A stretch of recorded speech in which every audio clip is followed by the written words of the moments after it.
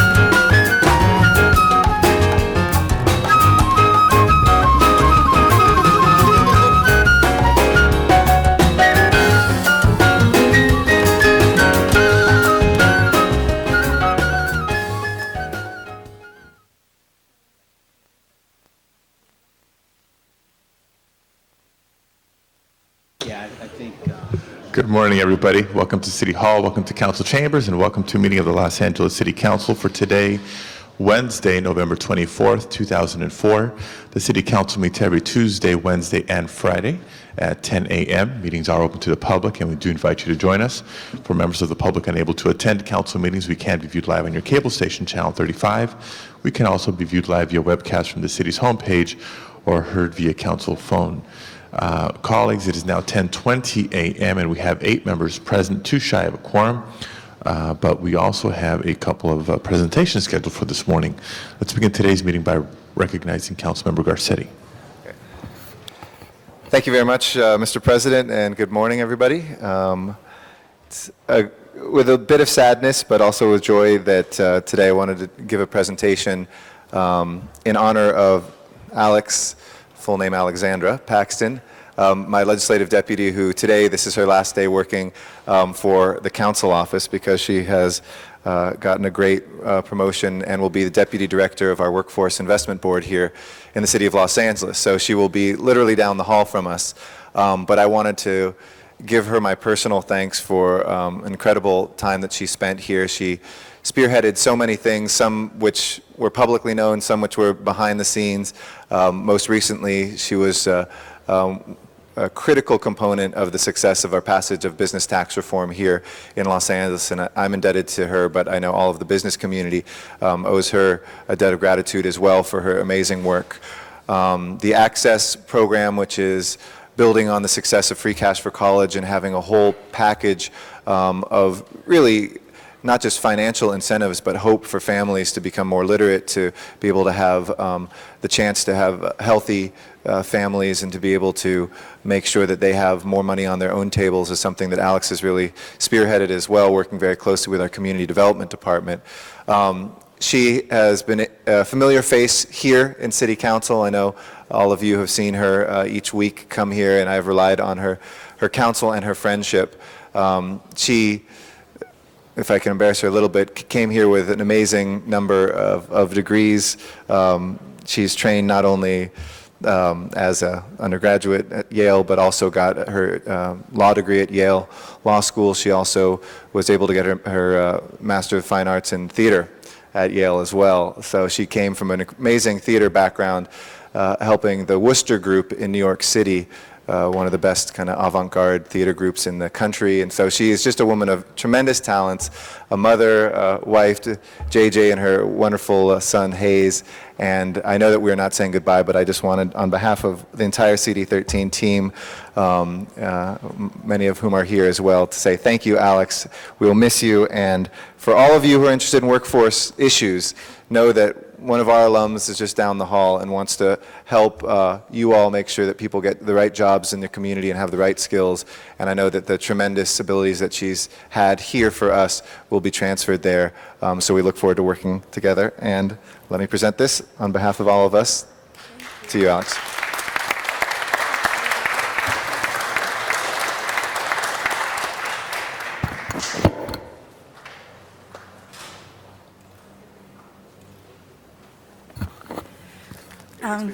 I'm a little nervous being on this side, but I have to say thank you and just try to express how wonderful it's been to be here, a part of CD13 and a part of the council and a part of the city. I'm glad I will continue to be a part of the city, and I'm excited about my new challenge, but I will really miss seeing my colleagues every day. I'll see them often because I'll come up to get Snickers bars, but there's really a wonderful spirit in the CD13 office, like no place I've ever worked before, and I'll miss that. And I love you all. And thank you also to everyone else, council staff and all the departments, everyone that works together. It's really been a wonderful, educational, exciting, inspiring experience. Thank you. Thank you. I'll get back to work. Now she's got to get back to work because she's staffing me today. Thanks. Thank you, Mr. Garcetti. For our next presentation, let me recognize Councilmember Ludlow.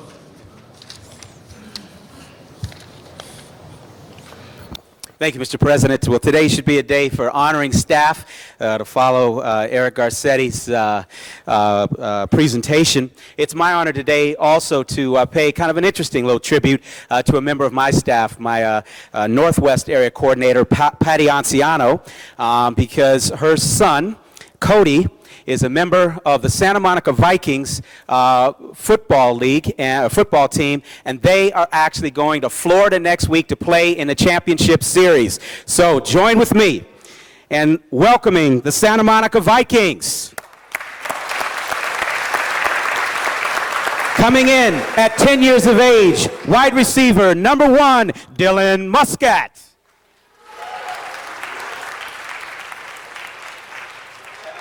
Coming in at 8 years of age, the offensive lineman, number 3, Anthony Thompson.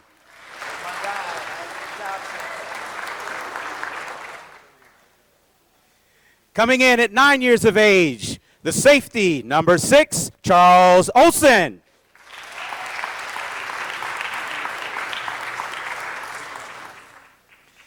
At 10 years of age, the safety, number 7, Anthony Hernandez.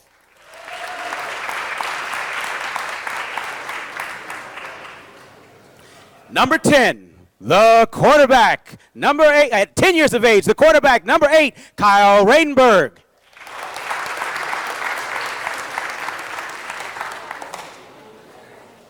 It's Radenberg. At 10 years of age, the wide receiver, number 16, Nick Salakari. Number 10, at 10 years of age, the running back, number 20, Cody Anciano.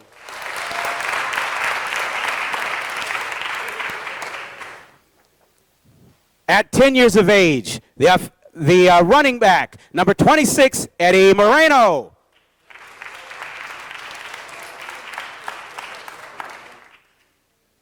At 10 years of age, the offensive lineman for Tom LaBonge, number 32, Jamar Harvey.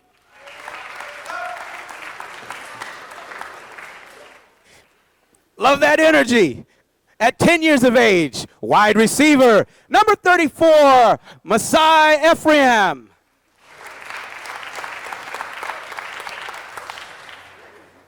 It's Ephraim. 10 years of age, the running back, number 35, Joe Bruni.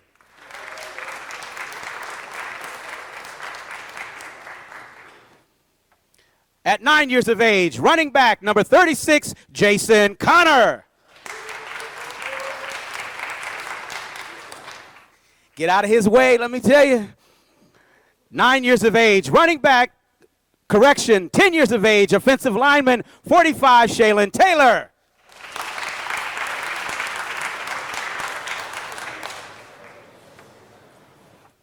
Number 10 years of age, offensive lineman, 48, Gerardo Santiago.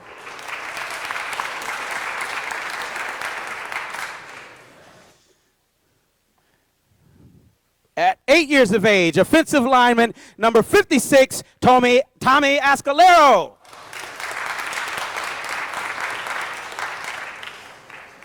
Eight years of age, offensive lineman, number 59, Marco Cardenas.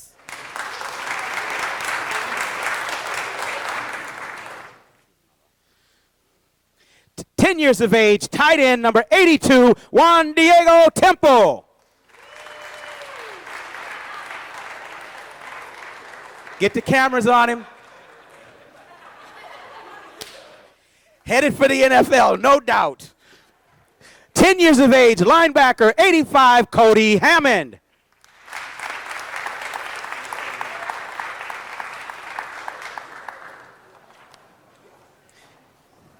And now, warm round of applause for the head coach, Glenn Hammond. Assistant coach, Eddie Moreno. Assistant coach, Tom Escalera. Assistant coach, Anthony Ephraim. And official team mom, Patty Anciano.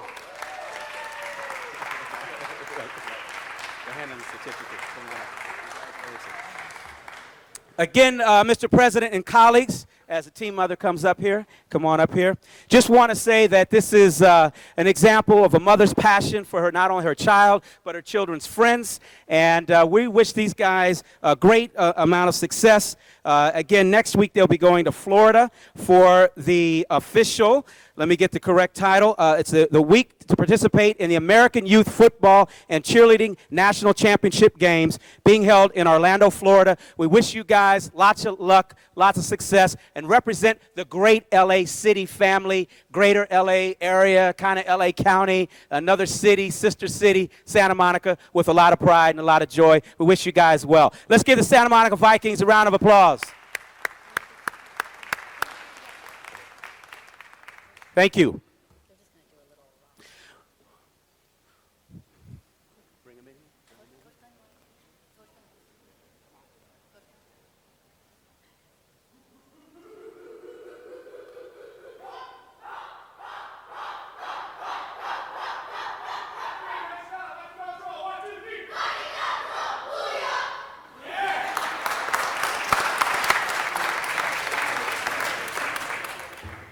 Thank you, Mr. President. Thank you, Mr. Ludlow. Madam Clerk, would you please call the roll? Cardenas, Garcetti, Gruel, Han, Labange, Ludlow, Misakowski, Parks, Perry, Reyes, Smith, Vergosa, Weinstein, Padilla, 10 members present, and a quorum, Mr. President. Thank you very much. The council is officially in session. First order of business, please. Approval of the minutes. Mr. Labange moves and Mr. Smith seconds. Commendatory resolutions for approval. Mr. Parks moves and Mr. Cardenas seconds.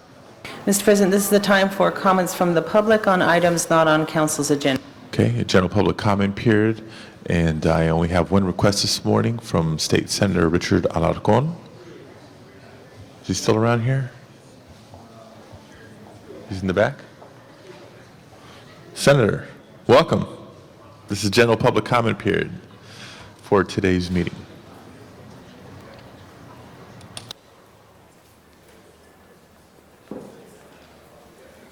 Good morning. First, let me say happy Thanksgiving to everybody. It's a pleasure to be back, always. Mr. Parks, Mr. Villaraigosa especially. I'm here to announce a proposal that has, in fact, parts of many proposals that have emerged from the council, including former Chief Parks, now Council Member Greg Smith, and I know Council Member Garcetti and Wendy Gruel have offered suggestions. I don't think any one of us doubts that the most critical problem facing Los Angeles has to do with our public safety agenda and the fact that we are well understaffed in our police department. So I am presenting to you a proposal to expand the police department by at least 1,000 officers by tapping into resources that now exist in the Harbor, Airport, and Department of Water and Power. It's a new world. After 9/11, we all realized that Homeland Security is a critical issue. And so I'm proposing I'm making 4 suggestions for you to consider, and I hope you will implement them, because I can't wait for the mayor's election. We just need to start these ideas as soon as we get them. My proposal is, number 1, to unify the LAPD. I agree with the members who have proposed to bring the airport police into the fold with LAPD, but I also believe we ought to bring the Harbor Department in and create one unified vision for police services to the city of Los Angeles under the Chief of Police. Secondly, I propose that, given the new reality, that we create a Homeland Security Bureau at the Los Angeles Police Department, expanding on the Counterterrorism Bureau, to provide a singular vision for how to protect our communities with Homeland Security. And given that the primary targets are considered to be the Harbor, Airport, and Department of Water and Power Water and Power Systems, I propose that they be tabbed for $75 million each to create a pool of $225 million to cover the costs that are already being expended by LAPD to cover Homeland Security costs. The Central Command is a charge that they are not tabbed for. The fact that every single officer is trained in Homeland Security and terrorist activities, that is not being covered by the Harbor, Airport, and Department of Water and Power. And I believe when you add it all up, it's well over $225 million. With the additional revenue stream to the LAPD, it will provide the LAPD the opportunity to hire at least 1,000 new officers. And so I would be happy to work with you on this proposal. It is a proposal, which means that obviously the numbers maybe we have to create the nexus between the harbor and the Homeland Security costs and the airport and the Homeland Security costs and the DWP and the Homeland Security costs. But I do believe that this is food for thought, that we can create 1,000 new officers with a program like this or something similar to it as we move forward. I seek your wisdom. I join with you on your recent proposals. Certainly, I support the efforts of Councilmember Gruhl and Garcetti to provide additional resources by looking at cutting waste in the system. Not sure how much that guarantees, but I think it's a good offering, and we ought to move forward with it. But this is separate and apart and does add a guaranteed revenue stream of $225 million a year to provide 1,000 new police officers at least to LAPD to patrol the streets, to protect our citizens, and also to create a new Homeland Security Bureau. Finally, let me say that, yes, I have put together plaintiffs to sue the City of Los Angeles from the taking of $239 million from DWP expenditures. I believe that there is a nexus between the Homeland Security costs and issues related to Department of Water and Power, and this certainly is something that could be offered up as part of a negotiation process to put the city on the right track with regard to the transfer of dollars from the Department of Water and Power to the City of Los Angeles. We can still do this and still return the $60 million to the ratepayers that I believe was incorrect and, in fact, illegal. With that, I want to thank you for your patience. I will be handing these packages to each of the council members and appreciate your support. But let's all commit to work together to expand the LAPD. Thank you. Thank you very much. This concludes general public comment for today's meeting. Madam Clerk, next item, please. On the regular agenda, items 1 through 20 are items for which public hearings have been held. Items 1, 2, and 3 are ordinances. Do you wish to hold those on the desk? Sure, let's hold items 1, 2, and 3 temporarily on the desk as we do await 12 members. We have 12 members present at this time. Members, items 1 through, what is it now? 20. 20 currently before us. Public hearings have been held on these items. A motion from the floor would be required to reopen the public hearings. Seeing no such motion, do we have any requests for specials? Any specials on items 1 through 20? Seeing none, let's open the roll, close the roll, and tabulate the vote. 12 ayes. Those items are approved, and all matters approved today are going forthwith. Next item, please. Next items are items for which public hearings have not been held. Items 21 through 43. 10 votes are required for consideration. Items 21 through 43 now before us, and I do not have requests from members of the public to address the council on these items. Public hearings are open and closed. Members wishing to call any of these items special, Mr. Garcetti. 37, please. 37, call special by Mr. Garcetti. Any other specials? Mr. Labange. Nope. If there's no other specials, then let's open the roll, close the roll, and tabulate the vote. 12 ayes. Those are approved. Next items, please. Next items are 44 through 49 are closed session items. Do you wish to hold those on the desk? Let's hold all closed session items on the desk. The next items then would be on the continued agenda, 50 and 51. 10 votes are required for consideration. Public hearing has not been held, and I believe on 50 there is a new resolution and ordinance. Yep. Members, items 50 and 51 now before us, and I do not have requests from members of the public to address the council on these items. Public hearings are open and closed. Ms. Hahn calls item 50 special. And leaving item 51. Any requests to call 51 special? Seeing none, let's open the roll on item 51, close the roll, and tabulate the vote. 12 ayes. That is approved. Next item, please. That concludes the regular meeting, except for the items called special. Do you wish to go and recess the regular meeting and call the special meeting to order? Not quite yet. I think we can dispense with the 2 items called special here. Colleagues, let's come back to item 37, then item 50, and then go to the special agenda before taking up closed session items. Mr. Garcetti on item 37. Thank you very much, Mr. Padilla. I want to start by thanking Jan Perry, who is not here right now, but she has introduced this motion. I was happy to second it. We've both been introducing motions over last couple of years to ensure that we have a year-round system of care for our homeless shelters, that it not just be a wet weather, cold weather thing. And Jan Perry has put our money where our mouths are, and that's so critical. We say we want to do something about homelessness, but I want to thank Ms. Perry for her leadership in really putting this forward and making sure that we don't drop the ball. And each year, we should figure out some permanent mechanism, and I know LASA has been great on this, and we appreciate all the folks who have helped us maintain this, the CRA, the Housing Department, and others, in just having the most basic thing to have some homeless shelters that are open year-round at that basic level of shelter so that people can work their way into services and more. That wouldn't be possible without Ms. Perry's leadership. I did have a technical question or two. I don't know, maybe if LASA, if you don't mind coming up for a second. It was raised in the Housing Committee recently, and this is something that might have some relevance with our own building and safety department. Are we, because they're year-round now, are we waiving certain kind of building and safety requirements, life safety, fires, things like that, that we should be looking at to just ensure that nothing happens in any of these shelters? Is that the case right now? Sure. The motion would make certain variances to building and safety standards. However, those get mitigated via the methods that we engage in to make sure those buildings meet minimum safety requirements. Pull stations, different kinds of fire safety mechanisms they make us have, round-the-clock watch. So we work with the relevant city departments to make sure that those issues are mitigated. Obviously, it's not an ideal set of circumstances. I don't think anybody would say that it was. But the minimum standards are met.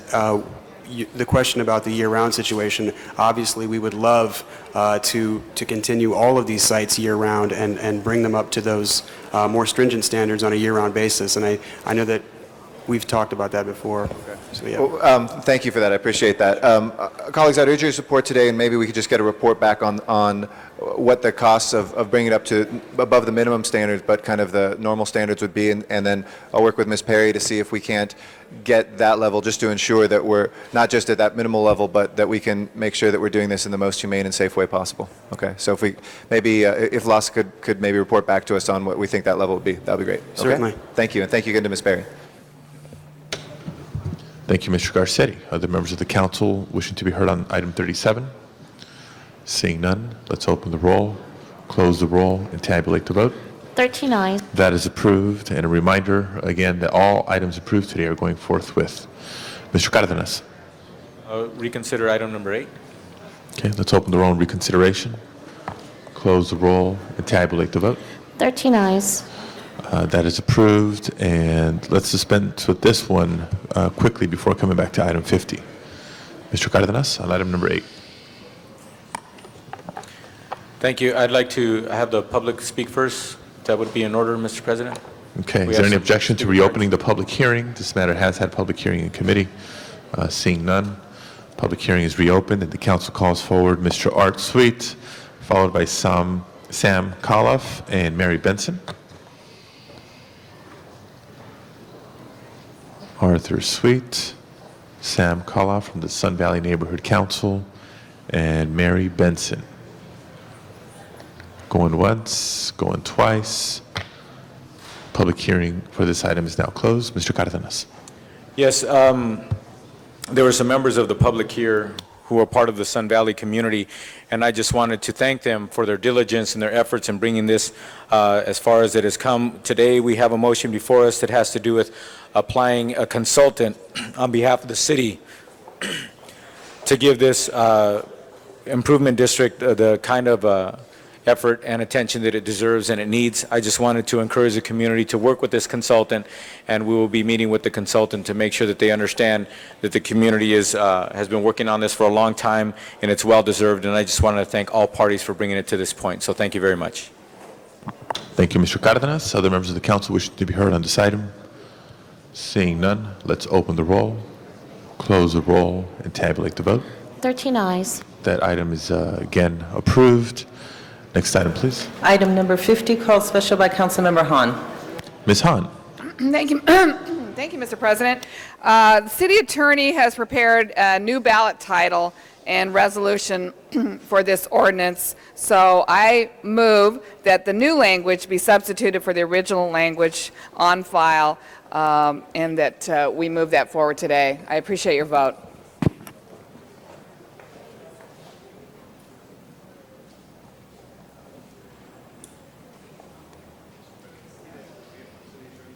I'm sorry, Pete Echeverria from the City Attorney's Office.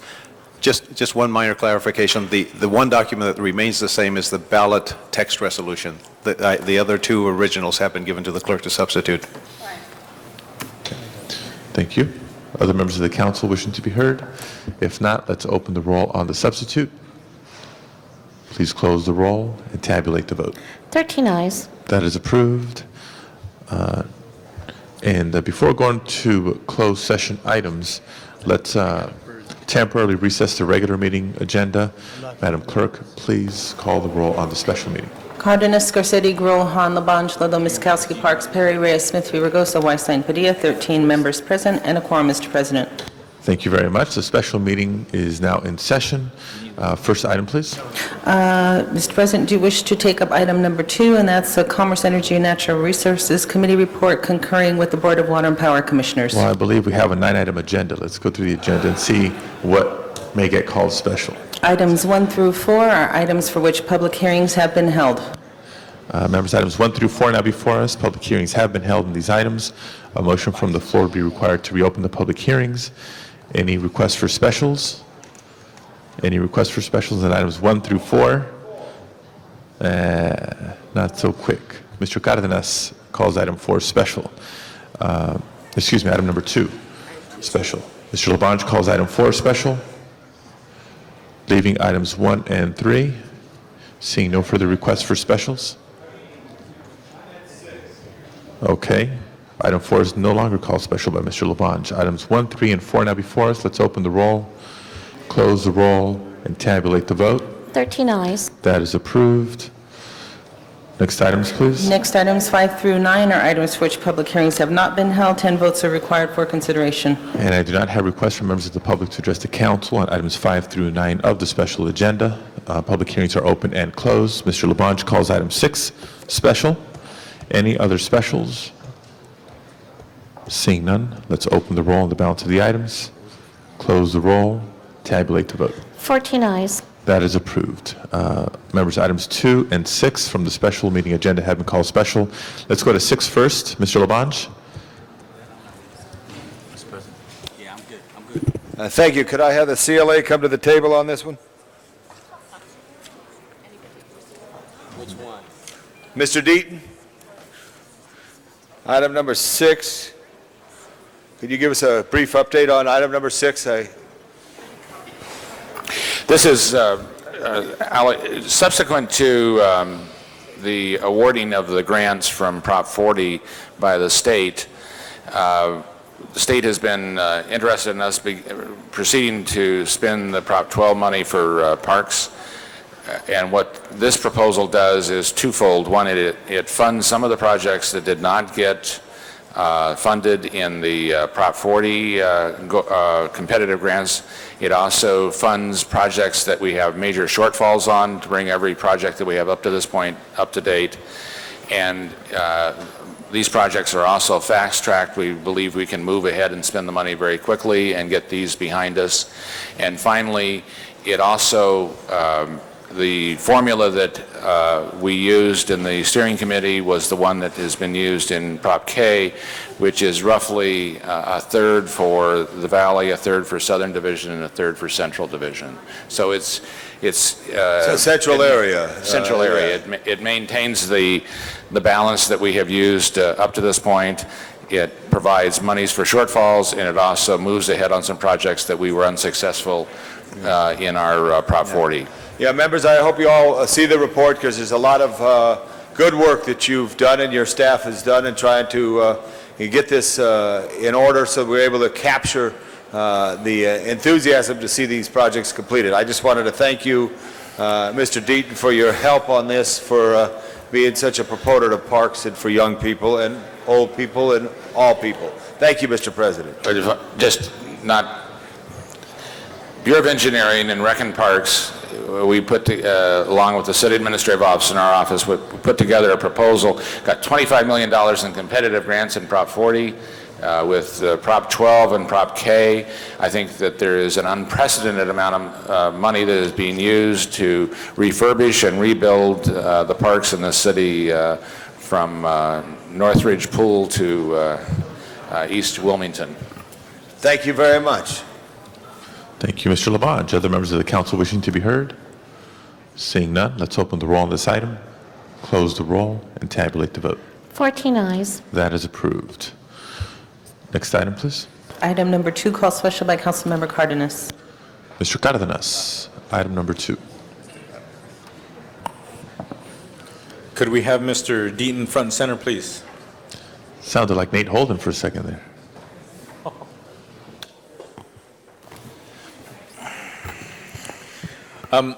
In our committee, the Commerce, Energy, and Natural Resources Committee, Ms. Misikowski, Ms. Hahn, and myself had the opportunity to ask Mr. Deaton some questions about what his vision is for the Department of Water and Power should he obtain the opportunity to head that organization. As Mr. Labange constantly reminds us, it is a wonderful organization that provides water and power to the city of Los Angeles at a very competitive cost and a very reliable organization as well. But with that having been said, that organization definitely needs leadership for circumstances beyond our human control. We've had interim directors for the last year or so, and I would like to ask you, Mr. Deaton, if you could please share with the public a little bit of your answers in the Commerce Committee about what your vision is for the Department of Water and Power, and specifically point out at least a couple of areas in which you think that leadership is going to need to be brought to bear and some changes that may need to be made. And hold my time, please. Well, first off, the department has been a key part of the history of this city and a key part of the progress and success of this city for the last century.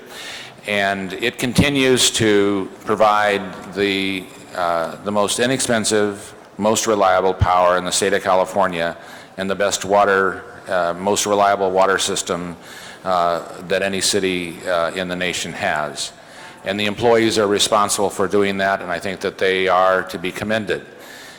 The department, nonetheless, seems to be able to, notwithstanding those very strong pillars of strength, to continue, at least recently, get into issues of whether it's public relations or purchasing or discrimination complaints, all kinds of problems that I think need the attention to correct. In my interview with the Board of Water and Power Commissioners, one of the commissioners asked if I was going to be a hands-on manager, and I assured him I was. I shared that with some of the Bureau of Engineering employees that I work with on parks and other projects, and they said, how about hands-in as opposed to hands-on? My intent is to spend a lot of time on making the department be more like one department, working together as a team, and also working as a team with the City of Los Angeles. There has been questions relative to my commitment to such things as renewable power, and the proposal that I think that is being implemented by the Department of Water and Power is one that I fully support and will implement with great vigor. And I think you will be pleased with our progress in that area.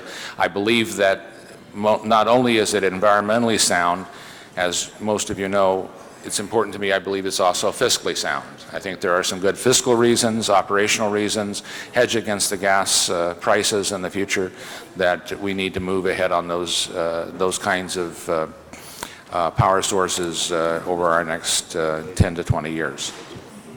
Mr. Deaton, I have a few other questions for you, and one is, most recently in the Commerce Committee, we had a very disappointing interplay between some of the management at the department and some of the information, just some basic, mundane, simple information that we were asking of the department. And it turned out that it was done, in my opinion, very disrespectfully, in the sense that there was a simple issue that could have been verified, and we're asking for it to be verified, and we were promised that they verified it, and we found out subsequently that on this simple issue, it opened up a big wound publicly to ask a big question as to whether or not the Department of Water and Power respects its own internal responsibilities, such as purchasing and their requirements and their checks and balances. And in addition to that, when they speak to the council, that they are in fact being forthright and they're actually being open and responsible with the questions that they are brought to bear in view of the public. If you're familiar with what I'm talking about, can you comment about what you can do, should you head this department, what you can do to make sure that we fix that? Well, first off, no matter whether you're the general manager of the Department of Water and Power, the chief legislative analyst, or any other person who works in the city, the main thing you have is credibility. And once you lose your credibility, you can't accomplish anything. And it's been always my advice to my children and to myself that I attempt to tell the truth, because that way my memory doesn't have to keep track of things as well as they could otherwise. I won't tolerate misstatements, and as I told you in committee, that the responsibility for that and all the credibility of the Department of Water and Power will rest on my shoulders, and I will correct that problem. Okay.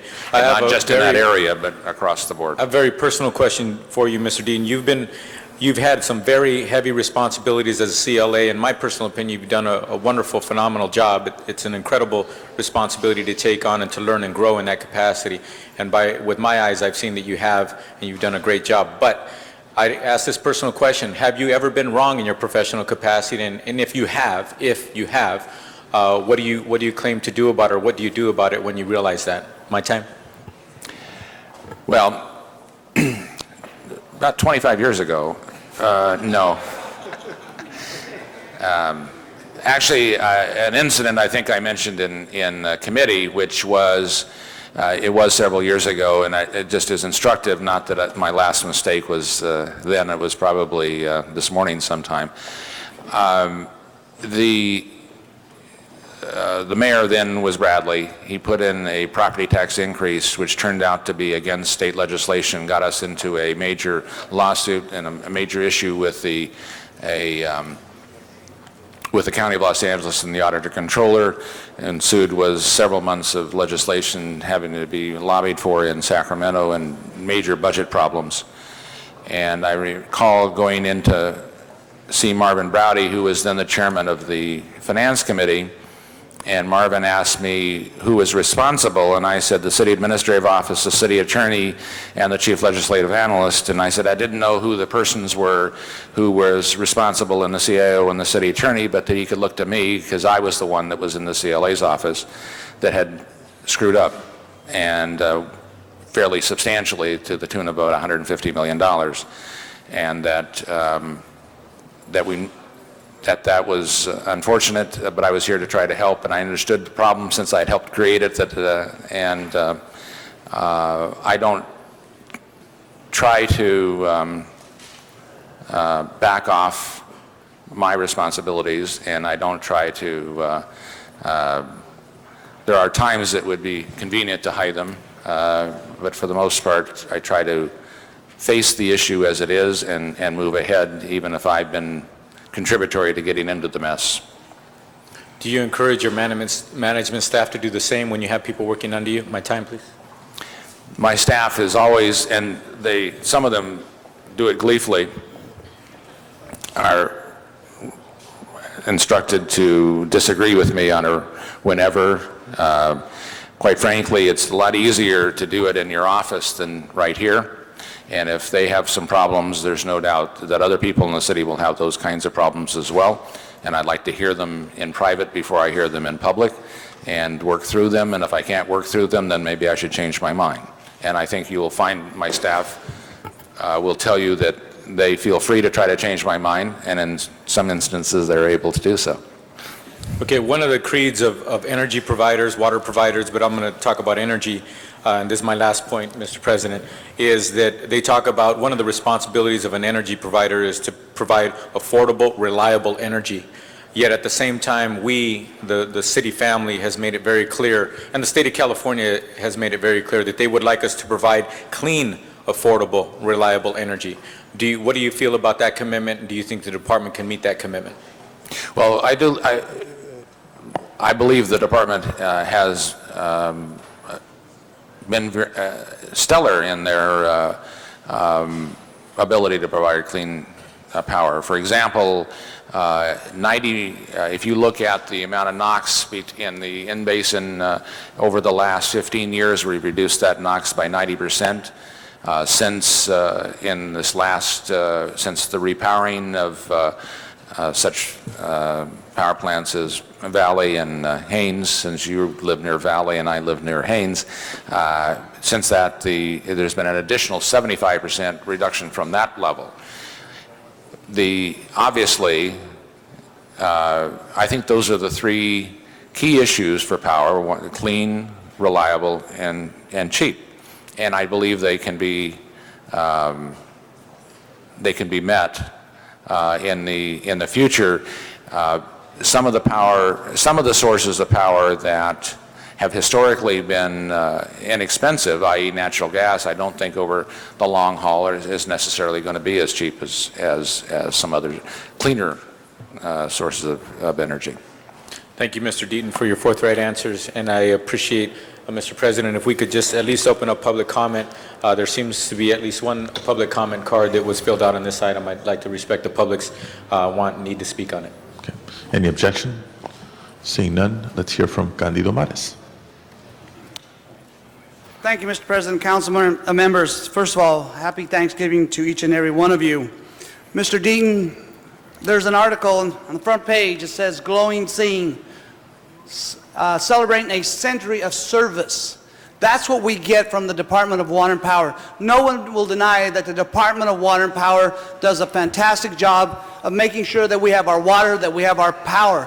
But it's the common person, the common man, the common woman that does that. They're the ones that achieve that. Abraham Lincoln once said that God must have loved the common man. That's why he made so many of us. So please, Mr. Deaton, remember the common man. Hear their pleas. Bring back that glow of feeling, that family sense of being part of a family. I ask that of you, sir. Thank you. Thank you. This concludes public comment on this item for today's meeting. Our next speaker is Mr. Zine. Thank you, Mr. President.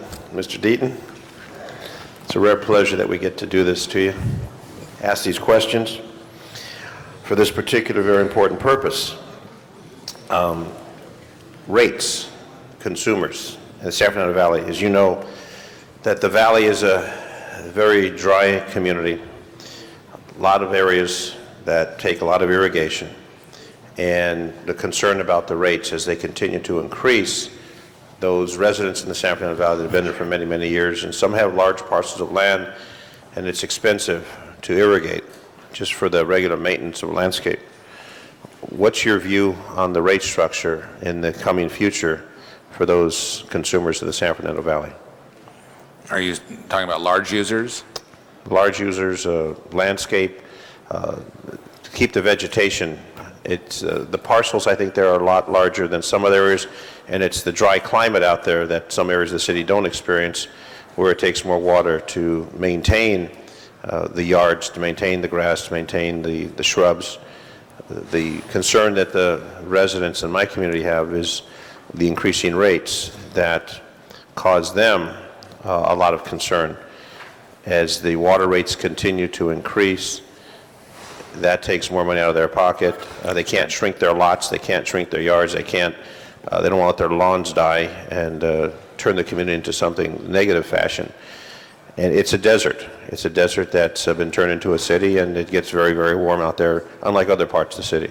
So one of the big concerns they have is the rate structure and how the rates affect them versus other parts of the city. And I know we can't have separate rates, but what's your view on that as the general manager, the proposed general manager of that department, how you would structure that for the benefit of those folks living out there who have incurred these rates for a long period of time at the increased expense to them?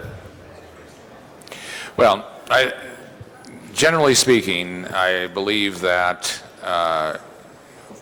you should attempt to keep the cost of water as low as you possibly can. I find it interesting. I don't think that it should be called water rates. It should be called pumps and pipes rate, because the water is actually free if you can get it. It's the delivery of that water to the various parts of the city that is the costly part, and keeping that under control. However, I don't believe that there is a need to conserve water. There is a need to make sure that there is some disincentive to using large amounts of water, because we are limited in our water capacity. We will get no more water from the Colorado River. We will get no more water from the State Water Project, except to meet our, hopefully, just the growth. That means on a per capita basis, we have to at least keep it at what it is now or lower it. So there needs to be an incentive for that kind of behavior. I don't want to penalize people because they have large lots. But on the other hand, I don't think they should be rewarded for using more water. So there has to be a balance between keeping them from penalizing them, but also not giving them incentives for using more water. And the other area of concern, the public relations, and obviously you know about the publicity that's been generated over that with the audit that was done. And last year there was the float, which cost a considerable sum of money. What's your view on those expenditures? Well, first off, not that it across the board, I don't believe the department needs a great deal of money to be spent on public relations. I think in the last water rate problem, it obviously needs a lot of money spent on communications with the citizens. And I think the emphasis has been wrong, and I will be working on trying to get communications going to the neighborhood councils, to the business community, to have them better understand what are the constraints and the opportunities that the department works under. And then what about floats? Because that was an issue of great concern where there was expenditure for a float, and it's nice to have the city represented, but the water and power folks are paying for that out of the consumers who are paying. I don't think there's any intent to have that kind of expenditure in the future. So you're looking at a cutback in public relations, and what I find amazing is when I turn on a light switch or turn on a water faucet in the city of Los Angeles, there's no option. I'm getting Los Angeles water out of the faucet. I'm getting Los Angeles Water and Power, and I know the crews do a great job delivering that, but there's no competition. It's not like the cellular phone industry where you've got a number of competitors. There's no competitors in the city of Los Angeles, and we own that system. So I find it interesting, along with many people I speak with, why are we spending money advertising something? Conservation is something different, but advertising about whatever purpose it is at the tune of millions of dollars a year. So your position as a general manager would eliminate, curtail those expenditures? I think those monies would be diverted into communications with neighborhoods and businesses, and less the public relations, as you call it.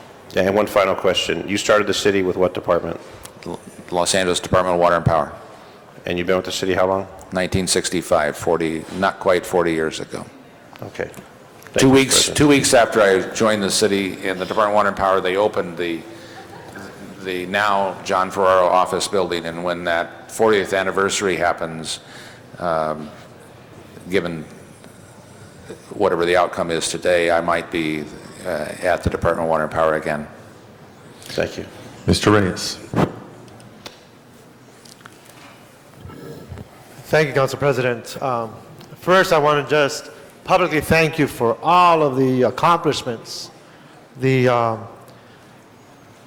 use the term unsung hero a lot. And I don't want to overuse it, but I truly mean it. When I look at all the great projects that have evolved, the skill set that the CLA has brought to the council, its ability to balance out the pressures from the private sector, the agendas that come from the executive office, and not just talking about Mayor Jim Hahn, I'm talking about all the mayors throughout the years. and our ability to reach that point where we kept in focus what's good for the whole city. And that for me is invaluable. When we talk about that integrity and that confidence, it's always been there.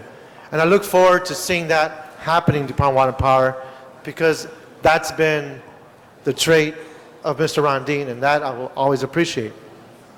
But I also want to explore the concept of learning from the experiences of other parts of the state, and indeed the land we own and control through the Department of Water and Power. Fantastic examples of natural habitats, how we revitalize tributaries, how we bring back wetlands and other parts of the state. And I would hope that working with you, we can reassess the land use patterns of our city, especially along the river, because you knew I was going to go there, and talk about how we can bring back those revitalization efforts that DWP has become experts in.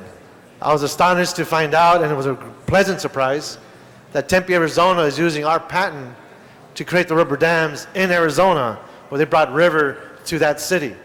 Water, economic development amenity, a natural habitat that they're planning. So I know I'm running out of time, but I just wanted to ask Mr. Dean the potential of moving in that direction and bringing some of that expertise into the city. Absolutely. I think that and I look forward to working with sanitation and engineering on those kinds of issues. And I think if you do a word search on the charter on the LA River, it'll come up under Water and Power. Fantastic. Thank you. Mr. Dudlow. Thank you, Mr. President. Be brief. I just, for a couple points, wanted to raise. First of all, Ron, congratulations on the nomination, and just the year and a half that I've spent with you, I just want to say I really appreciate your directness, your frankness, your honesty, and just about everything that you have indicated here today that you have strived to do, you've done, and I applaud that. I would just like to, and I know that today's vote is pretty much a foregone conclusion. I think each, as I have talked to my colleagues, there's strong support for you to pursue your endeavors, and also a strong sense of confidence in your capacity. And we all, I think, individually that I've picked up, recognize that DWP and the ratepayers and the workers are going to be the beneficiary of your leadership. I'd like to just kind of on the record request that you keep a few things in mind as you move forward into this new role. One is the entertainment industry has been working diligently to find ways to do filming and work around many of the DWP facilities that we own, not only citywide, but those that we own outside of the city. Councilmember Smith and I attended a tour of one of the facilities a week or so ago, and we're convinced, we hope that you share that there are ways to open up greater opportunities. And what is essential and why that's relevant, obviously, is that it's a huge industry in Los Angeles, a $32 billion economic engine that employs tens of thousands of our constituents. Those jobs are being lost to Arizona, they're being lost to Canada, Pennsylvania, and we really need DWP to step up to the plate and look at what LAX is doing and the Port of Los Angeles to open up the doors for that industry. Secondly, you have some brilliant thinkers amongst the staff there. I know that Brian Darcy can sometimes be a controversial figure around this horseshoe, but I encourage you to tap into many of the ideas that Brian worked with your predecessor with, and when Councilmember Villaraigosa was Speaker of the State of California, there was a lot of work that was done through Brian's leadership, and as well as many of the other bargaining unit representatives that are there. Again, not always going to agree with him, but there's a lot of capacity there, and I think the state has should have taken more of his ideas and looked at what the city did. We probably would have gotten out of it. You want to respond to that? I just already? would like to make a comment that I noticed in the newspaper. Mr. D'Arcy said that he had that he and I had differences, but that he had great respect for me. I think I would like to return the same comment to him. Well said. And then last but not least, I want to thank, I believe it was Councilmembers Weiss and Villaraigosa in their motion to open up many of the committee hearings to the public. by way of television coverage. Obviously, the one thing, and I've said this to Wendy and others who have often had to be on the firing line for DWP's policy initiatives, at the end of the day, the ratepayers and the public are very smart people. If you give them the opportunity to get on the front end of policy changes as opposed to the tail end, we can really avoid many of the most devastatingly difficult and painful discussions that we've had. And so if anything's been learned through the process, and I applaud Wendy's efforts to try to hold the line on many of those discussions, let's get out in front, make this a transparent department, and again, I just applaud your leadership and your work, and I look forward to working with you in that new capacity. Thank you. Ms. Hahn. Thank you, Mr. President. There was a request, I believe, to reopen public comment. One more time. Let's, We do have I'm happy to do that before I speak. Okay. 2 minutes. We do have 3 more speaker cards. Joseph Nicol, Luciano Yee, and Sandra Miranda. Your brevity would be appreciated. Hello, I'm Joseph Nicol. I work for the Department of Water and Power. I'm a warehouse and tool room worker. I've just, our store that I work at is 1630 Main Street. It's called Store 2. Our store has been transferred from ISS division to MML division. Since that takeover, lots of things have been pushed around towards us who work there at that store. We've been treated like we are less than honest at the store. They've rekeyed the place, taken the keys away from 90% of the warehouse workers there.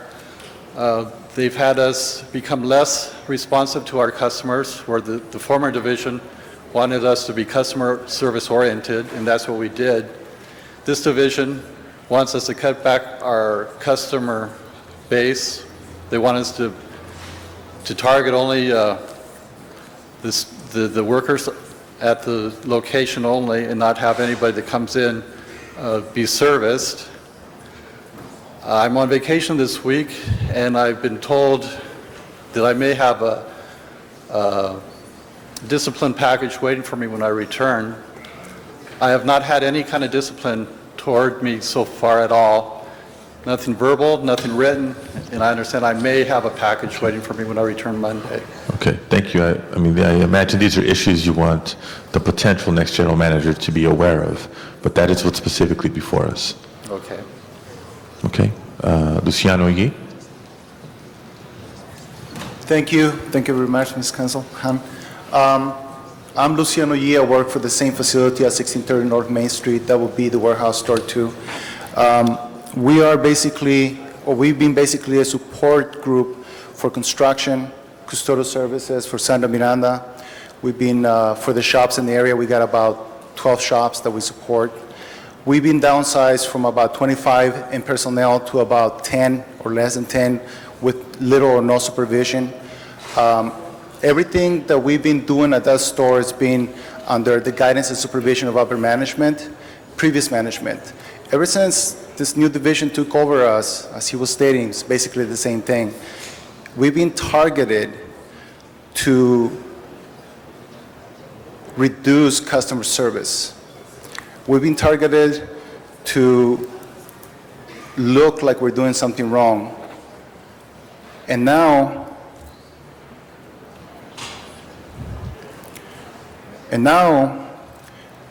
when I go back to work on Monday, there's a package waiting for me also. I know for a fact that I had emailed management about one item regarding safety, and I know that's part of it also. Anything we do or say that is within our good conscience and good faith towards our coworkers to facilitate either services or any items that they need so they can do their job in the city for the Department of Water and Power, is going to be all taken away. I have a line of events that will show how this whole new division is willing to risk it all just to demean our credibility in there. Can I ask you to sum up, please? Thank you. Thank you. The final speaker will be Sandra Miranda. Thank you, council members, and I also want to thank you. I know you are doing your investigation and looking into the allegations that we brought to you in the past. These two gentlemen are our support team when we go out and do get the materials and et cetera, and whatever we may need throughout the department for the outer facilities and the entire DWP. I'm also looking forward to working with Mr. Deaton right here, who will be the new appointed general manager, and resolving the issues that continue to go on with DWP and the continual harassment of management, making employees believe they did something wrong when they have not. Again, I want to sincerely thank you for that. It's very difficult every time we go to work, trying to do our job, knowing that management has become the bullies and continue to bully the employees that are only trying to do right and trying to do their job. Like I said before in the past, there's got to be a motive here, and it really needs to be looked into, so I really want to thank you for that. Right now, as I speak, certain jobs are not being done or performed for the simple fact we can't get the materials that we need. It takes anywhere from 3 to 6 weeks to get a piece of material that we want now. Again, I thank you, council members. Thank you very much. Thank you. That, again, closes the public hearing. Let us return to the council members who are on the speaker queue. Councilmember Garcetti. Councilmember Hahn, I think we had closed it for public hearing for you, so. Well, thank you, and I appreciate those of you who came down and were willing to testify. Ron, I hope you take that and begin to look into that immediately. Sounds like there's some consequences that are going to be happening to people as early as Monday, so we hope that's you start looking into that. Ron, what do you think is the #1 issue facing this great department in the future? Or you could have 1 or 2 issues. 1 or 2. I just think that the biggest problem is being cohesive and getting their message out and working as a team. I do think that they have. The department has always had just incredible capabilities to do most anything they chose to do. I mean, we have. The city of Los Angeles owns 28% of the transmission lines in the state of California. We get power from all the way from the Columbia River and Utah and Nevada and Arizona. Obviously the aqueduct, both aqueducts, the Owens Valley and Colorado are a direct result of this city and that department. And that continues, but they seemingly in the last few years as partially because of turnover and all kinds of other disruptions, the threat of deregulation had a profound influence on them. There was a buyout program that a lot of the middle management was removed, left for greener pastures, if you will. And I think that we need need to coordinate this back into a team like it was a few years ago. And the other problems, you always have problems. The problems have to be solved. But I think it's the team and the approach you use to get from point A to point B. My background was in an investor-owned utility. What do you think is the main difference between an investor-owned utility and a municipally owned utility? What are the benefits? Well, tax rates. There's obviously much the interest. I think historically municipally owned ones have been much more stable. Deregulation has created some serious problems relative to investor-owned. The City of Los Angeles, through the Department of Water and Power, from a power standpoint, we own all our power and then some. The deregulation for Edison and PG&E and San Diego required them to dispose of any in-state power plants and get out of the generation business. We're still in it. We're a much more vertically organized system, and I think that is going to be long-term to our substantial benefit. We won't be subject to, hopefully, we'll be able to maintain a high level of home rule on this issue. I think there's lots of federal and state interest in changing that, but I think what has served our citizens the best is the stability and the ability to provide all the services relative to particularly power. Well, and I just sort of think for the ratepayer, the priority is to have reliable and affordable water and power, and that, as someone said, every time they turn on the switch, the light comes on, and the water is safe and clean. And I think that's what we really have to continue to work to provide, and that we treat our employees fairly. Let me just touch on one more thing. Neighborhood councils are here to stay. They're not going anywhere, and clearly neighborhood councils were a part of a couple of major policy issues in the city of Los Angeles in the last year, burglar alarms being one, and the rate increase of DWP being another. How can you assure me and neighborhood councils all over the city that in fact they will be not only given information, but will be able to be a part of the process of the decision making, whether it be at the commission level of DWP or of your decisions? How can we make sure that neighborhood councils are included, are informed, are educated, and are allowed to really be involved in the decisions that are going to impact certainly not only their water and power, but certainly their rates? Well, looking at my calendar, it's the first couple days is meeting with a delegation of neighborhood councils to begin to, as a result of the water rate issue, the department's been working with the neighborhood councils on some sort of relationship and an agreement of some sort of how they would interact. One of the first things on my agenda is to sit down with them and go over that approach. My understanding is that I think the 11th of December there's supposed to be a meeting of neighborhood councils that I'm being encouraged to join and sit down with them and talk about that issues. I think that was when Mr. Zine was talking about PR versus communication. I think my difference is that I believe it is about communication, and that's going to be an important vehicle for that as opposed to public relations, which is it has a different connotation. I believe that the department needs to spend a lot more time on the communication side of it. And the lesson is we can't just make these decisions and then announce Ms. Hahn, them in the can paper. this be your last question? I will, but you know what? I asked for my time to be held 3 times, and you guys were talking up there and weren't paying attention. Sorry. Yeah, now my time is really over. Anyway, I think the lesson is we can't make the announcements anymore and expect people to read about them in the paper. We have to include the ratepayers in the city in the policy decision of DWP. Thank you. Mr. Garcetti. Thank you very much, Madam President. Let me ask you with a hypothetical question to start, Mr. Deaton. If you're not to be confirmed today, would you welcome the opportunity to continue serving the council? Certainly. Okay. Just have to factor that into my voting. I want to say something about the environmental stuff, which has been just an aside.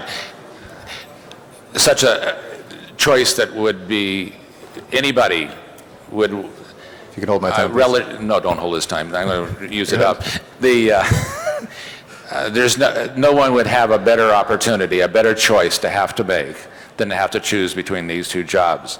Such a deal. I can't imagine when I started with the city that there would ever be that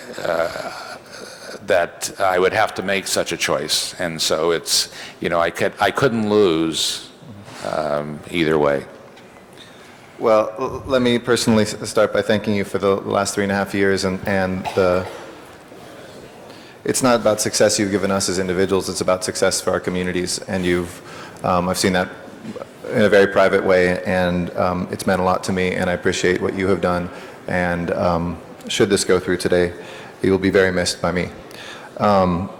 Secondly, environmental stuff has kind of been well covered, but I do want to, and I've spoken with some folks who are even here today about it, that I trust you very much on those issues. I know it's not necessarily where you've done your time, you've worked on things in very deep ways on environmental issues for many years, but I do trust you on those issues, and I think that's as important as any answers that one can extract in a questioning, and that your commitment to the goals of making this a greener utility, even though it's quite green and has a history of being green, which is important to remember. And however we count that, whether we want to add, the dam back in and make it a higher percentage, there's, I think, a way to recognize that.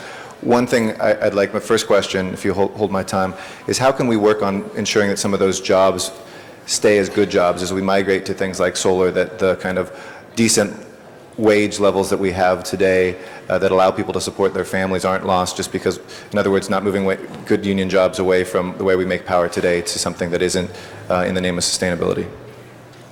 Well, I think the department historically has been an economic engine for this city in more than one way, not the least of which we've talked about with relatively inexpensive and reliable power and water. But also, when I was with the Department of Water and Power, there was a group called Area Development, and they would go back to the Rust Belt, if you will, looking for clean industries to move to Los Angeles.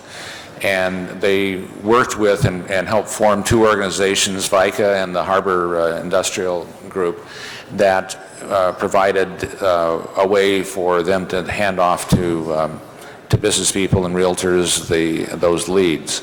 I think that the department can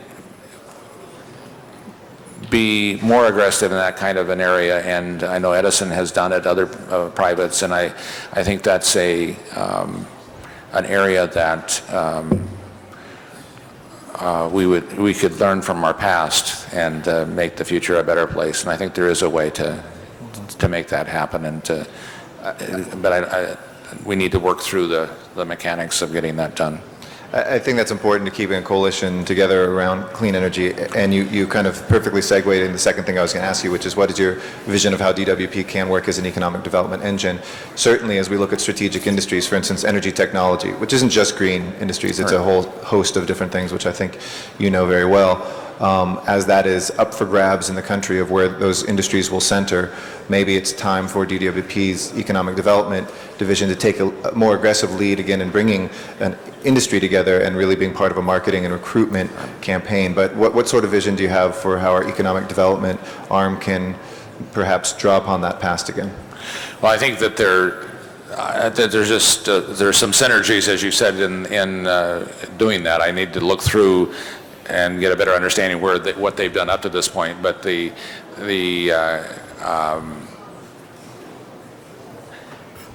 and I may be wrong in this, I have not seen them looking at aggressively going into a particular industry or a series of industries and trying to attract them and bring them to Los Angeles, and I think that's the way that something like that could work. There have been attempts in the past that again, I get back to my fiscal hat that I wear, that it didn't seem to me that the dollars that we were expending were commensurate with the number of jobs and the kinds of things. But I think there's ways of getting that and providing the incentives both on the green side and on the economic development side to pull those people together. I'll look forward to working with you on that. I think there's some ideas that have been floating around, and the mayor's office has had some ideas, I know, in that area too. And then lastly on water, what sort of role do you think the DWP can play? I know your staff's been involved here on revisions, for instance, of the landscape ordinance to look at greater water retention. There looks like there'll be a seat for DWP on the Propo Administrative Oversight Committee, and looking at porous parking lots, building code. We know that the greatest reservoir, there's only one man-made reservoir in California that's bigger than the natural reservoir in the San Fernando Valley, which is basically empty. We're not retaining any of that water. But DWP, instead of building another facility, if we work with our own building codes and other things, I think could go further than even Propo is going to do on water retention. Do you have ideas of what we can be doing there? Well, I look at, in some respects, the Sun Valley proposal, which is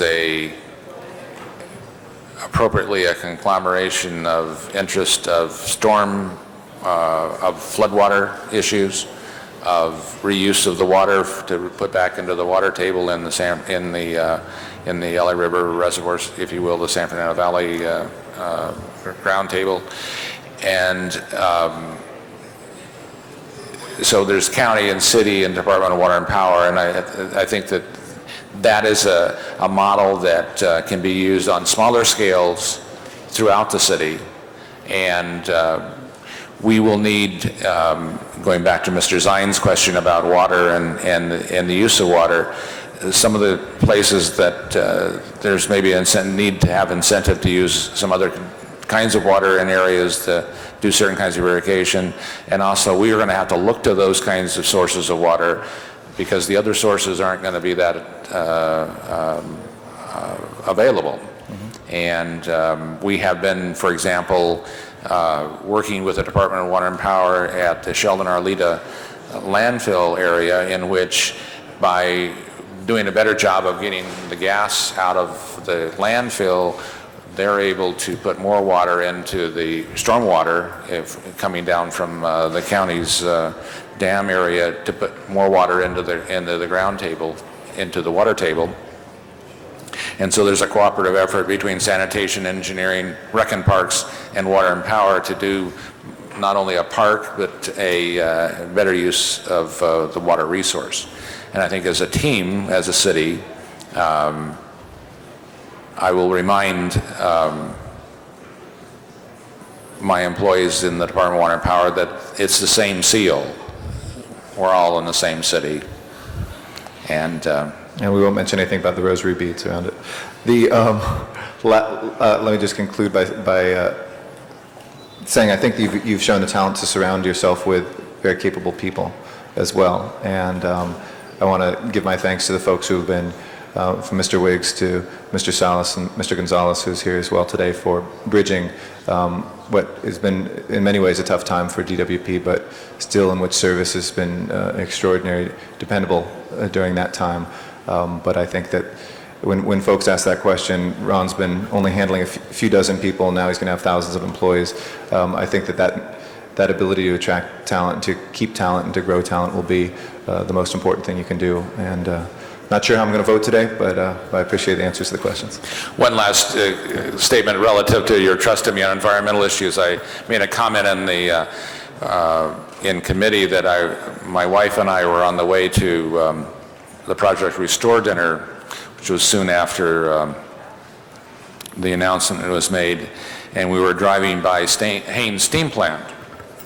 And she looked up, then she looked at me and she said, "You're responsible for keeping that clean, aren't you?" And I said, "Yeah." She said, "Thanks." So if you don't trust me, you can be assured. Thank you, Mr. Garcetti. Councilmember Parks.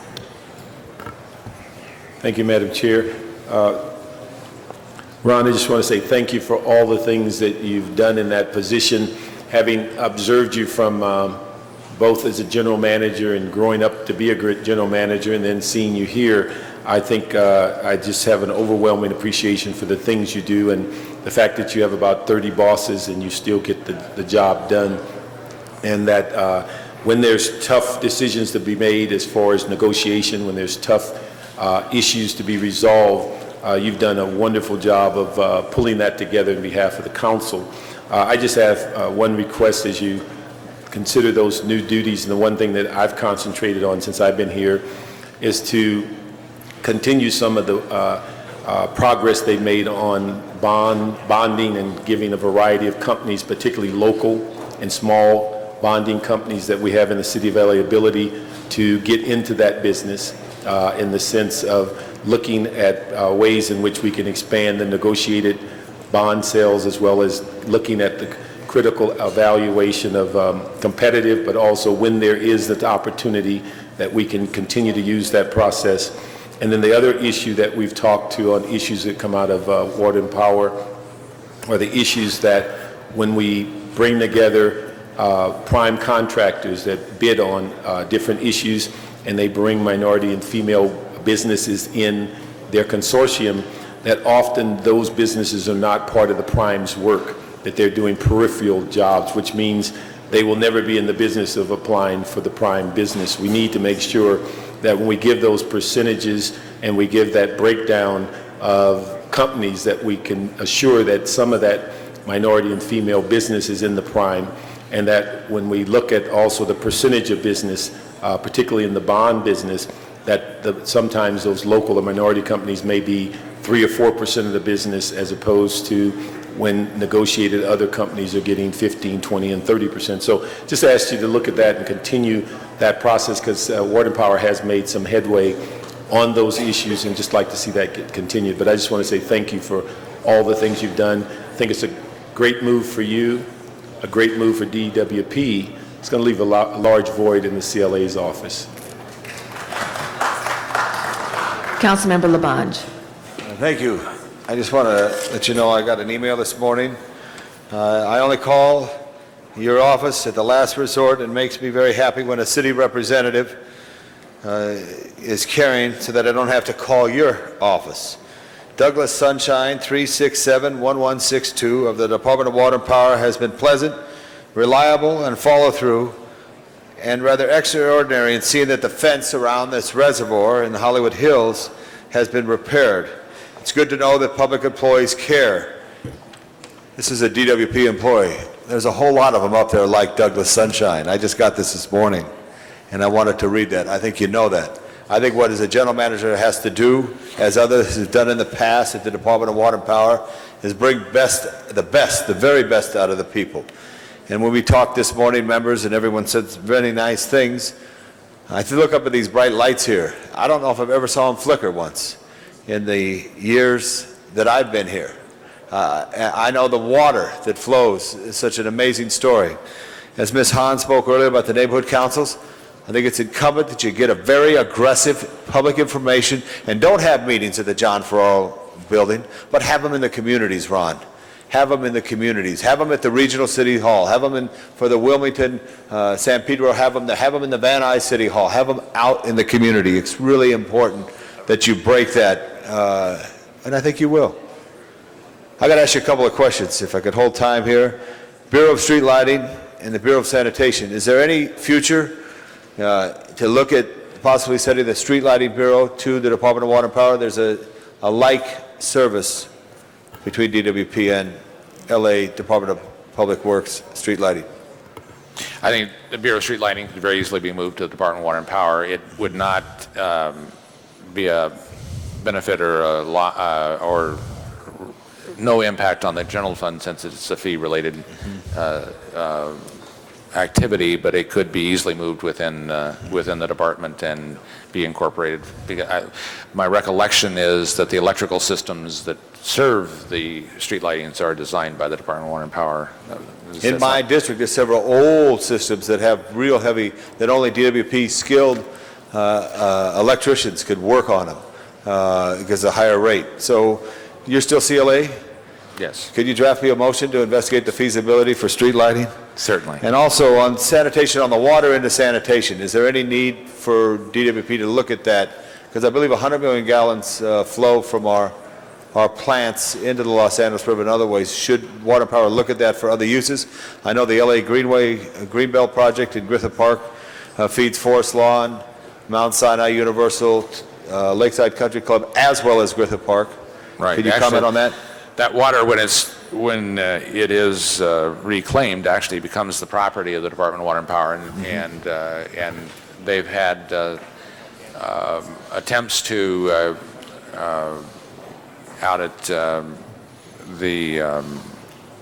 in Balboa Park to use that water to recharge. It has not been well received, at least to this point. But by reuse of that water is going to become, as I stated before, in the water supply issue, a more and more critical issue as we go along.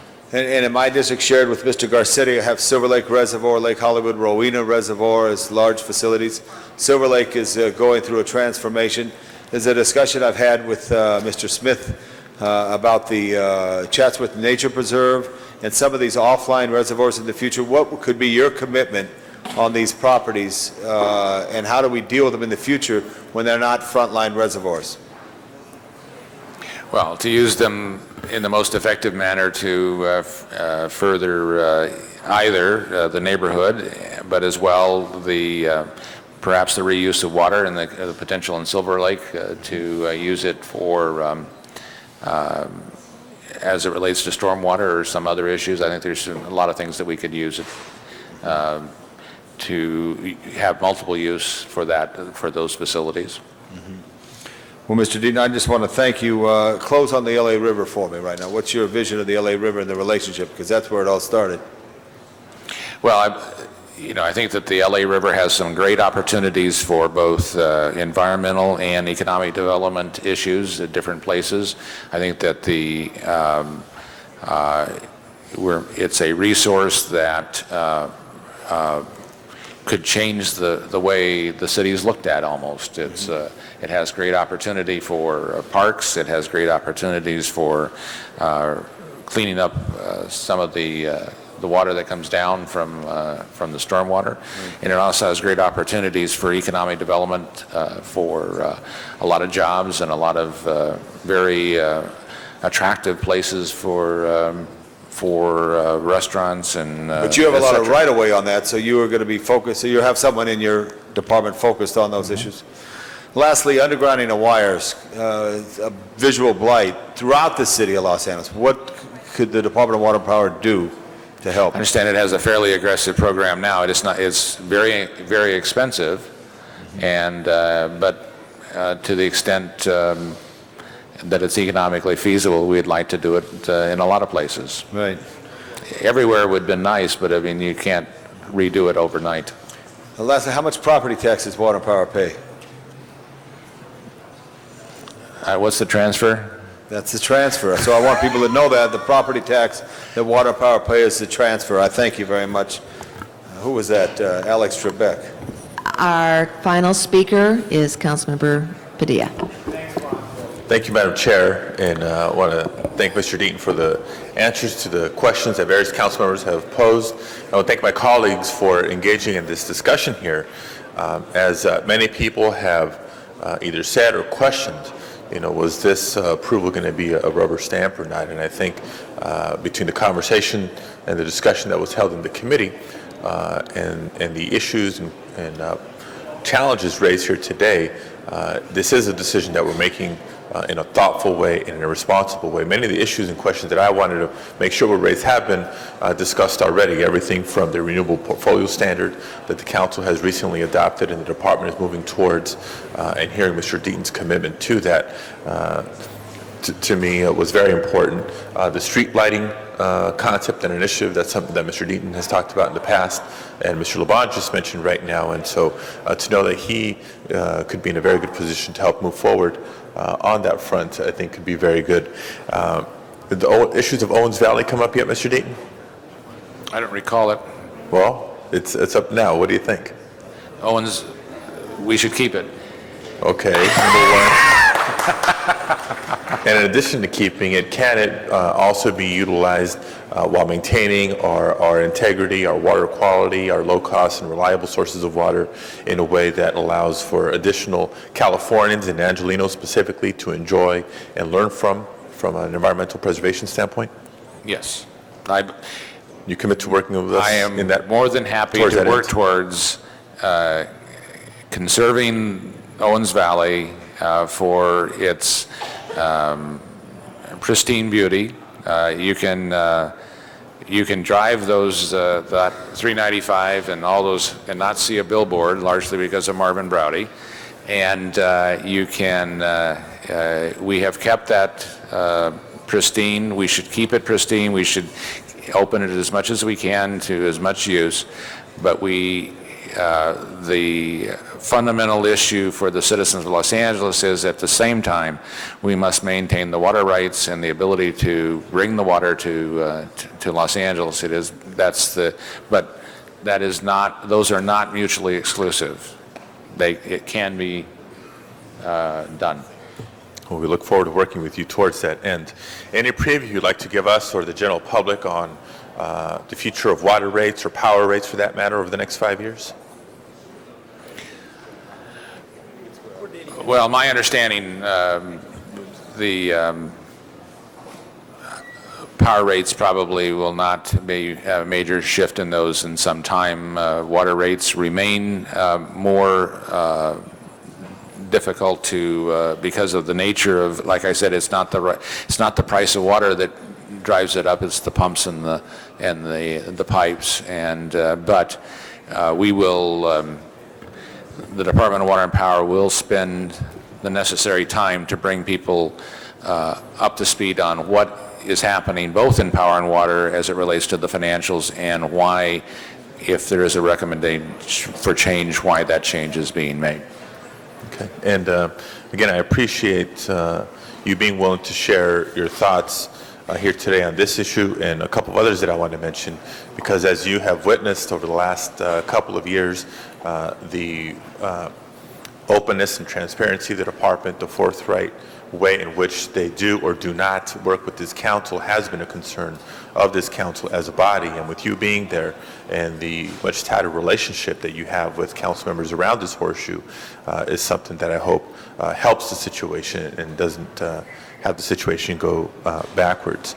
Along with establishing water rates and the cost of both water and power delivery, we look at water and energy conservation measures. Anything that we haven't been discussing already that you look forward to working on or bringing to the table for our consideration and cooperation? Just, we'll work together to get, as we have on a host of subjects. But no specific ideas yet? Not right now. Not right now. Also, to reiterate something that Mr. Parks began to mention, in terms of whether it's contracting with local businesses, local hiring, particularly when it comes to contracting and hiring people of color from within Los Angeles, looking at the Department of Water and Power, both its power side and its water side, and also on the financial opportunities that there are there. Is this something that is going to be high on your radar or on your priority list? I think that's part of being a part of the community. What's the annual budget for the Department of Water and Power? I don't know. Ballpark? Or the procurement opportunities, roughly, on an annual basis? Well, regardless of the numbers, hundreds of millions of dollars. Regardless of the numbers, they're Padilla, significant. your time is... And I'm almost done. Regardless of the specific numbers, there's clearly some significant opportunities. And I know Mr. Cardenas, as the chairman of the committee, has begun to raise some of these issues, but this is something that, genuinely, we believe in your abilities, we believe in your experience, we believe in your ability to do a good job over there, but we also believe in working together and being able to work with you in establishing the priorities and where our resources get focused on a going forward basis. And last but not least, I hope, and I mean this with as much respect as I can possibly say, that you also pay attention while you're working on all these issues and projects at DWP to the issue of succession, because whether it's 3 or 4 years from now or 10 years from now, there will be a day when you choose to leave the Department of Water and Power, and we will want to have some good options as to who should be the next general manager of the Department of Water and Power when you're gone. And that's something that I'm going to ask you personally to be mindful of and work on. Fine. Thank you, Madam Chair. Mr. Padilla was going to be the final speaker, but we've had two more who've pressed their buttons to speak for a second time. Mr. Reyes. Thank you, Madam President. I just want to touch on a rather touchy issue, but I think it's important we address it. You've been a fantastic steward for the CLA. It's been a role that, and I'll just be real blunt, has been one of the stewards of this institution called the City Council. We're going through a discussion of who is the next CLA.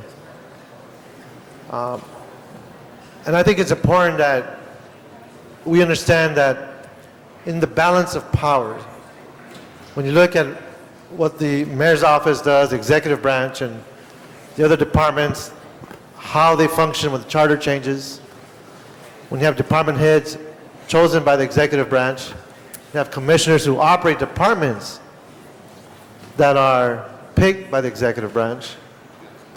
We as a legislative body need to be in a position to understand what's best for the whole city and for our districts. That steward, given your experience, if you can name 3 or 4 qualities, and I'd like to understand your point of view, what institutional memory means when we're speaking to the role of the department heads and what they should be doing, not only for the executive arm of the city, but for the legislative arm. Can you speak to some of the qualities that we need to look for? Sure. Very, very quickly, and I'll just give you the same advice. Actually, I had somebody from the city of San Diego has just had a strong mayor charter provision put in, and there is a job that works for the city council that is similar to the chief legislative analyst.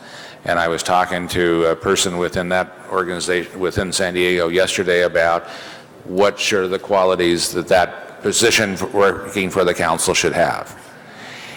You need a person who is very, very familiar with the city and city government, but particularly the city of Los Angeles. I could go down and I could work for the city of San Diego, and I would be an outsider. What is crucial to the success of the CLA's office to make, I believe, the council on an equal footing within the power structure of the city is a group, whether not just the CLA, but the CLA staff, that has the trust and the respect of the rest of the bureaucracy. That when that person walks in the room, that there is no BS, there's no ability to say A equals B. The legislative analyst has to be able to say A equals A and let's get on with it. And without that, the effectiveness of the CLA is diminished, and I believe the effectiveness of the city council is diminished.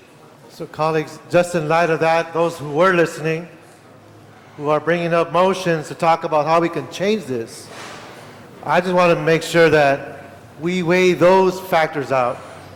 We understand the role of those types of qualities if we're going to maintain our effectiveness and we don't lose the type of discretion we've had in the past, so we can continue it in our role as council members and the legislative arm of the city. Thank you, Mr. Dean. Thank you, Mr. Reyes. And our final speaker. Yeah, thank you again, and thank you, Mr. Padilla, for talking about Owens Valley, because I think what Mr. Deaton said is so important. We don't want to give away an asset. We want to save an asset. I believe Los Angeles is 472 square miles, and we may own about 480 square miles in the Owens Valley or thereabouts.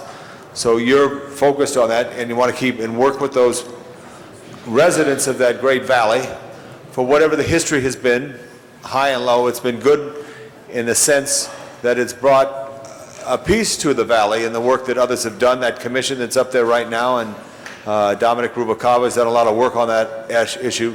I want to make point. Do you support tours of facilities? Absolutely. Do you support tours of bringing people from neighborhood councils? Absolutely. To up to the aqueduct, all the way up to the end? And do you support bringing people from Bishop down to Los Angeles to see where their water goes and see that we're trying to use it as best as possible to flourish what would be a desert?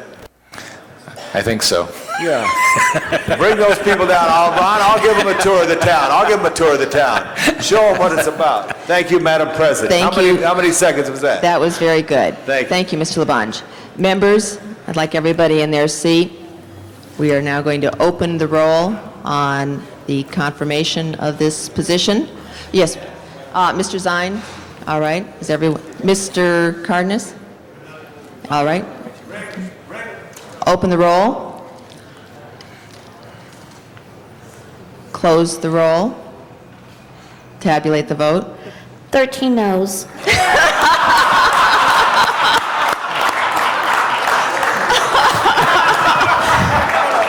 Mr. Padilla.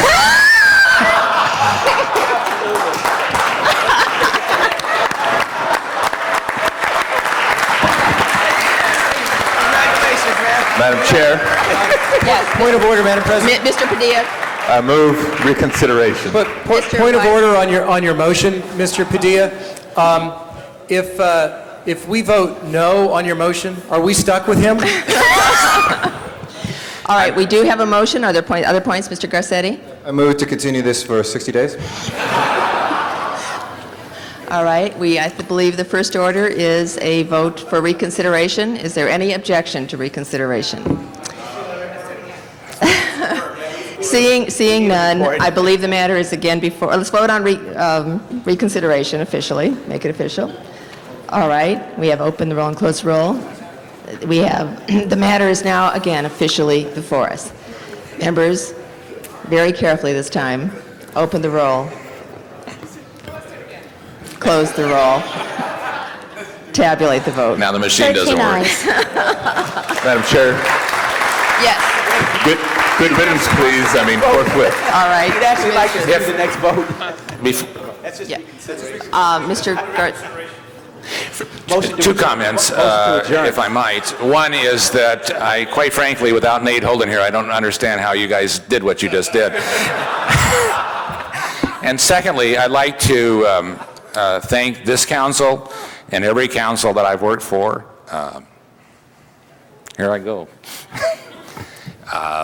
It has been an incredible pleasure, an incredible honor, all the way from the Prop 13 budget, consent decree, deregulation, the arena, any number of things. And not only the trust, but the friendship of each of you is very, very much appreciated. And I leave with you the best staff in government, bar none. Thank you.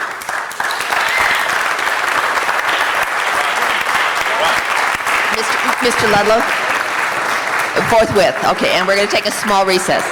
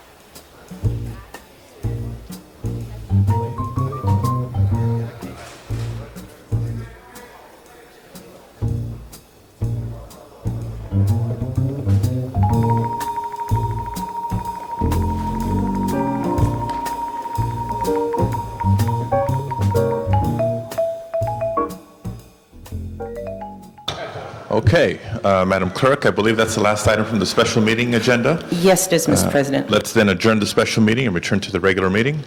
Next item, please. On the regular meeting agenda, do you wish to clear the desk before going into closed session? Before we do housekeeping, Mr. Parks. Mr. President, we have a request, reconsider number 18. Since yesterday, a letter came out from Ms. Chick regarding retroactive contracting, and we have to add a instruction to the CAO for the Environmental Quality and Budget and Finance report. Okay, let's open the roll, close the roll, tabulate the vote.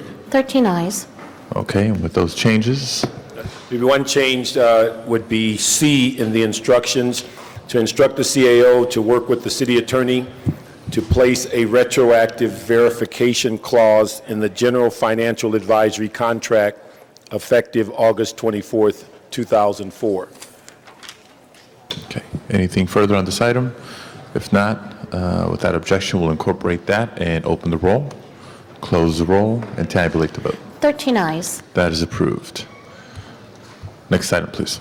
Do you wish to clear the desk, Mr. President? Let's do housekeeping. Council has motions for posting and referral, Motion shall be posted and referred. and that clears the desk for closed session.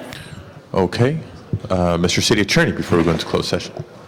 Thank you, Mr. President. Mr. Parks is required to recuse himself on item numbers 44, 45, and 49. Okay, so let the public know that Mr. Parks will not be part of closed session deliberation of those items.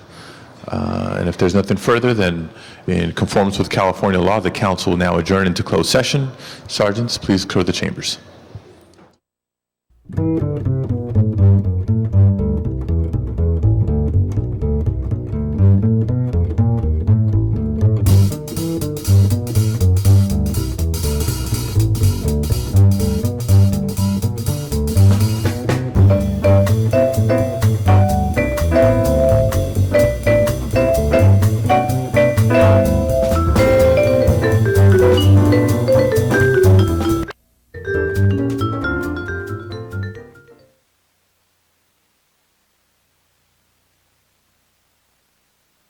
President, on the regular agenda, well, item number 49 is a request for additional appropriation for outside counsel, and that's an amount of $350,000, and there is an amendment regarding the fund number.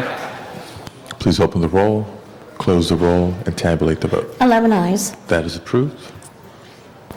Next item is item number 45, and that's settlement in the case of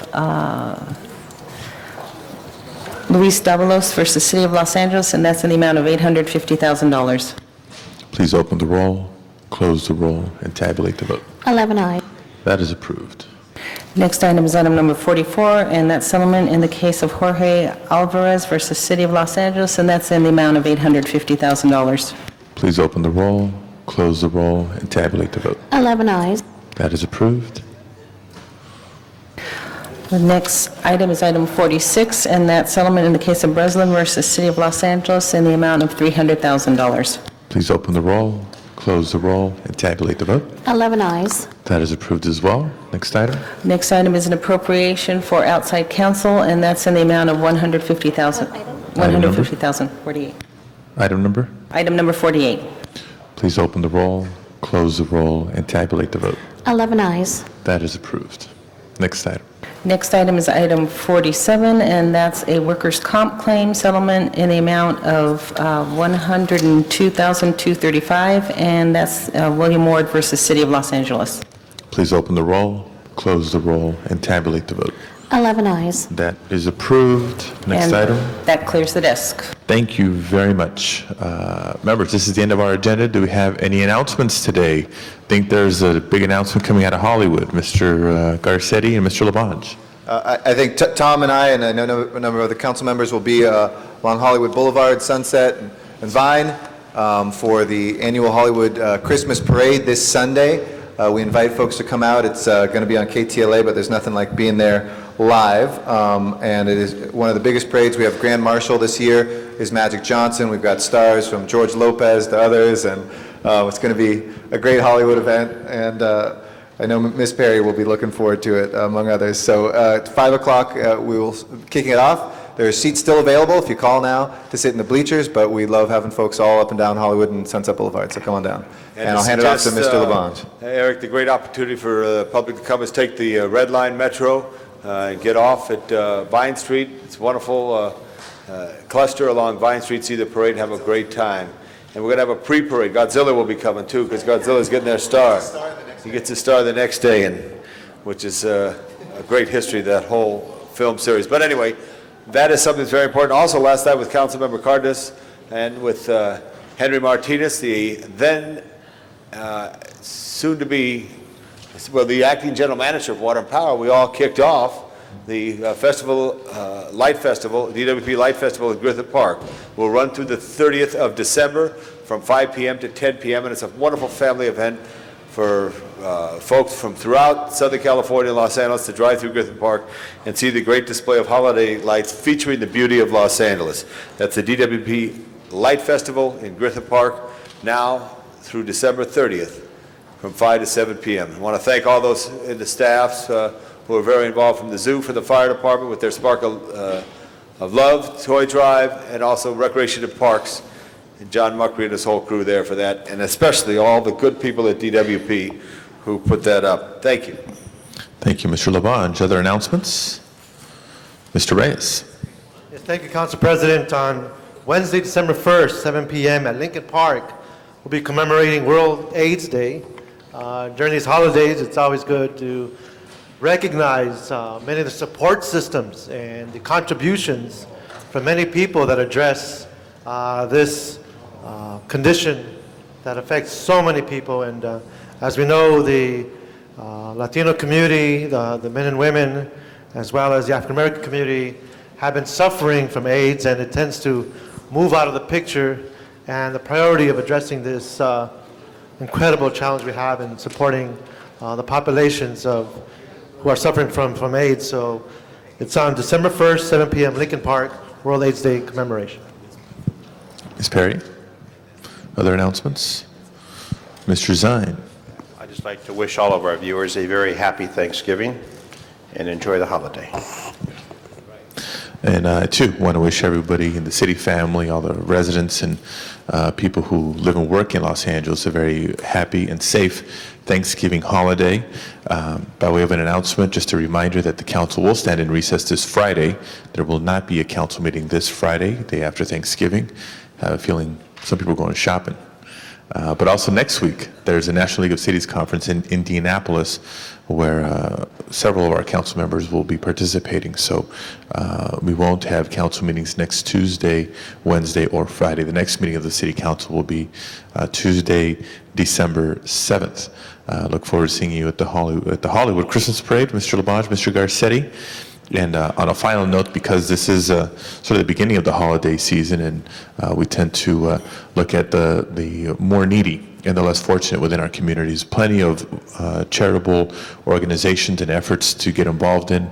If you're so moved, just check the local papers, call your local council office. And one effort in particular that's impacting the city of Los Angeles this year is the labor strike within the hotel employee and restaurant employees union at many of the major Los Angeles area hotels. I know one event, for example, that the mayor had relocated, not rescheduled, but relocated to be able to honor that picket line. Many people may be so moved as well. And I know that also affects council members' schedules and other events going on around town. So something to be mindful of during the holiday season. If there's nothing else, Mr. Labange? Yeah, just to tally on that issue too, at Thanksgiving, all of us should just take a moment and think of those men and women who are far from their homes and families, serving this country somewhere around the world, and those in the fire of combat in Iraq, and hold a strong breath and a thought of good hope for those brave people who, and many of them who live in Southern California. And you're recently reading the obituaries. It's so tragic to see the 19 and 20-year-old from across Southern California and Los Angeles. It's something we all should remember at this time. Any adjourning motions today? Madam Clerk, please call the roll.